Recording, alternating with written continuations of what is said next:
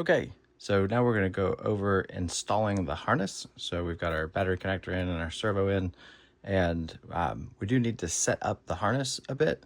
So when we ship them in a class kit, then they're generally set up for easy install into an overthrow or a slammer. So they would actually be delivered more like this, where the power's kind of coming in the front, the servo goes out the back, and it's all arranged like that. But in order to fit this into Squeezy, we need to adjust this a little bit. So we're going to want the Malenki to tuck up into the pocket under the shoulder. So it's going to go up in there. And in order to do that best, we want everything that goes in there to be single layered. And what I mean by that is we'll want the wires to only cross the Malenki in one spot. We don't want them overlapping each other. So you can see by doing that, I've got this, the right side motor is laid flat and goes between the signal and the power and ground. The left side motor is actually going to come out and around that side.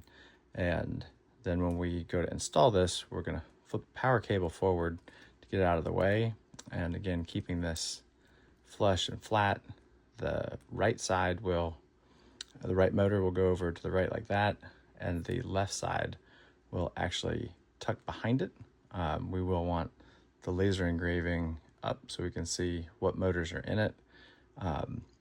And when this slides in there, we'll want to make sure that we can, again, have it as compact as possible, at least for the first portion. So it will fit in there like that. But with Squeezy, there's the metal servo, and with the pre-soldered harnesses, we do have very little exposed wire, but just in case you are doing this yourself, or if you have to replace it, sometimes you end up with more exposed wire there, and you definitely don't want to short that against anything on the Malenki itself. So it is definitely best practice to go ahead and cover the whole Malenki in either thin heat shrink or a layer of electrical tape. So what we will generally do here is we'll put one layer of electrical tape on it.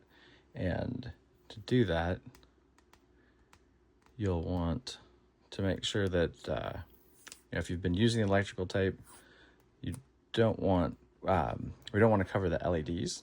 So you wouldn't want this at this kind of an angle. So we're actually going to put a slight angle on it the other direction to make sure that we can easily leave our LEDs exposed.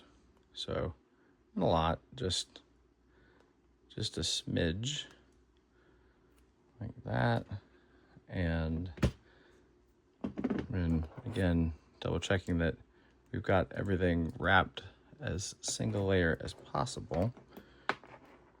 We will put down the electrical tape. Common electrical tape is almost exactly the same width as the Malenki. You can see I'm making sure that I leave, those are the two LEDs, the red and the blue. Make sure I leave those fully exposed. Really one layer of most electrical tape, particularly a not black electrical tape, won't prevent that light from shining through, but just in case, we're going to leave those exposed. And if you want to cut an actual notch so that only the LEDs are exposed, that's fine. I'm going to get kind of fancy with it. Again, these are going to come around this side, so I'm going to take my electrical tape and try and help keep everything completely flat.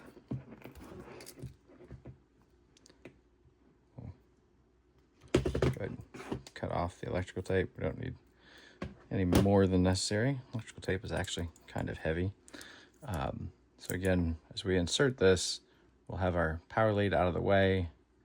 We'll have our right motor come across there, and our left motor will tuck under the motors to the wires to the right side motor. And when we go to put this in, it's kind of a multi-step process here. We'll make sure we're not getting anything tangled up. And some of the goals here. So we're gonna have that out of the way. When this is in place, we'll want our LEDs fully visible, and we want as much of the antenna not under the servo as possible. So we'll be keeping the Malinky as far right as we can and as far in as we can. So again, I've got the left side wires are going to tuck under the right side, but I want to make sure that I don't pinch them with the right side motor. It's kind of necessary to also go over motor installation at this point, because that's a big part of the harness installation. So do not put the chassis flat on the table or something and then mash the motor in, because we have these motor retention features that you can see right there. So there's a bar here and a bar here that actually engages with the corners of the gearbox to help hold this really tight and rigid in place. So what we're going to want to do